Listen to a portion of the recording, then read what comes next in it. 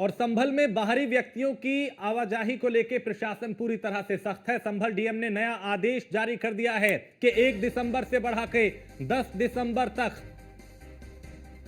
बाहरी लोगों के प्रवेश पर रोक रहेगी।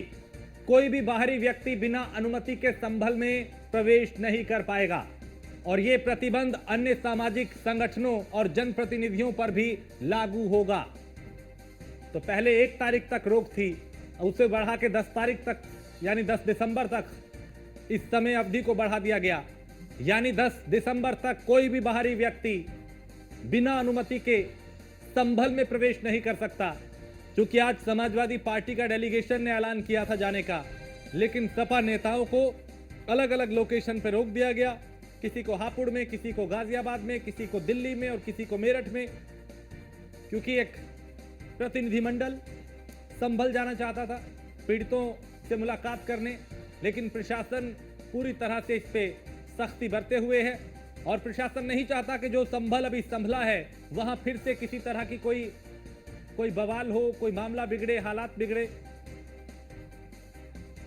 और मोहसिन खान इस पे ज्यादा जानकारी हमारे संवाददाता देंगे। मोहसिन, पहले 1 तारीख तक रोक थी, अब 10 तारीख तक इस अवधि को बढ़ा दिया गया बाहरी लोगों के प्रवेश पे।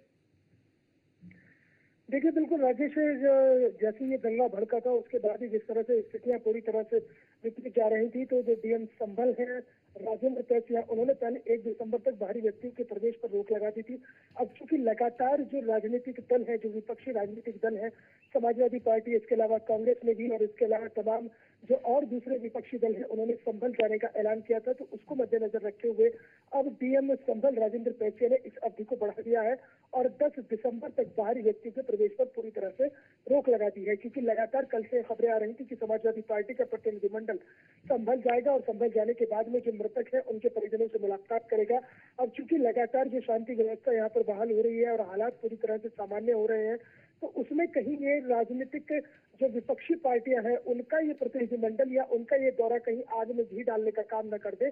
इसी को देखते हुए जो है डीएम संभल का जो पत्र है वो भी तमाम लोगों को तामील करा दिया गया, उन तमाम लोगों को भेजा गया है कि यहाँ पर जो है बीएनएस 163 पूरी तरह से लागू है और इसके अलावा 10 दिसंबर तक बाहरी व्यक्ति के प्रवेश पर रोक लगा दी है। दरअसल कमिश्नर मुरादाबाद अंजनी कुमार से हमारी बातचीत हुई तो उन्होंने भी यही कहा था कि देखिए, किसी के आने पर किसी तरह की कोई रोक नहीं है। अब चूंकि अभी मामला ताजा है, हालात सामान्य हो रहे हैं और यहाँ पर जो बाजार है वो खुलने शुरू हो चुके हैं, लोगों की चहल पहल बढ़ रही है, तो शांति व्यवस्था पूरी तरह से बनी रहे, उसमें किसी तरह की कोई दिक्कत ना हो, इसलिए जो है धारा 163 को भी लागू किया गया और बाहरी व्यक्तिगत प्रवेश पर भी रोक लगाई है।